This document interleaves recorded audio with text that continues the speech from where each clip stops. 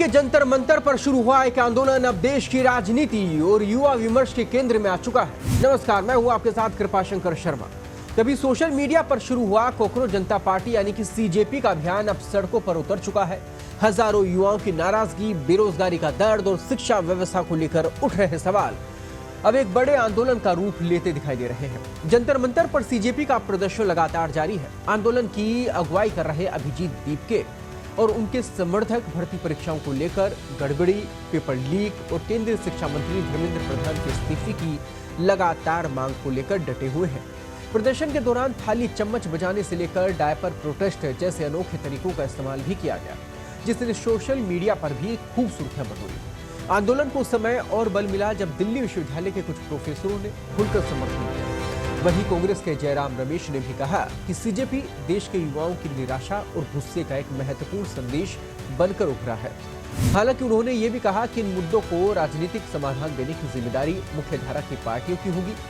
इस बीच एक और बड़ा घटनाक्रम सामने आया। सीजेपी के संस्थापक अभिजीत दीपके को उनके एक्स अकाउंट पर हुई कार्रवाई के मामले में इलेक्ट्रॉनिक्स और सूचना प्रौद्योगिकी मंत्रालय की समीक्षा समिति के सामने पेश होना है। इस आंदोलन को लेकर राष्ट्रीय स्तर पर बहस और तेज हो गई है। सबसे दिलचस्प पहलू किसानों को लेकर है। सीजेपी लगातार किसान संगठनों से समर्थन की मांग कर रही है और जंतर मंतर से किसानों को आंदोलन में शामिल होने की भी अपील की गई।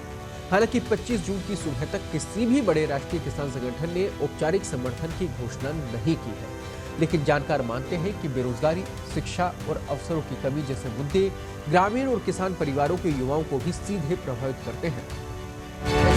यदि किसान संगठनों का समर्थन मिलता है तो यह आंदोलन और व्यापक रूप ले सकता है।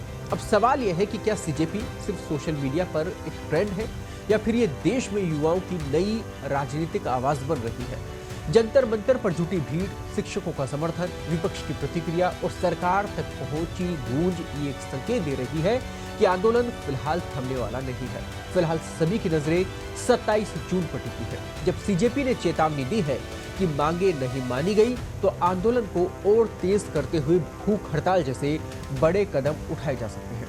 सवाल सिर्फ एक संगठन का नहीं बल्कि उन लाखों युवाओं का है जो अपने भविष्य को लेकर जवाब मांग रहे हैं।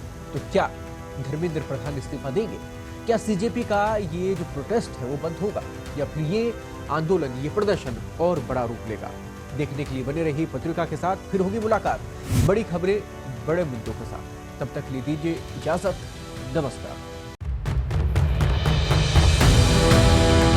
देश दुनिया की ताजा खबरें और वीडियोस के लिए अभी डाउनलोड करें पत्रिका ऐप।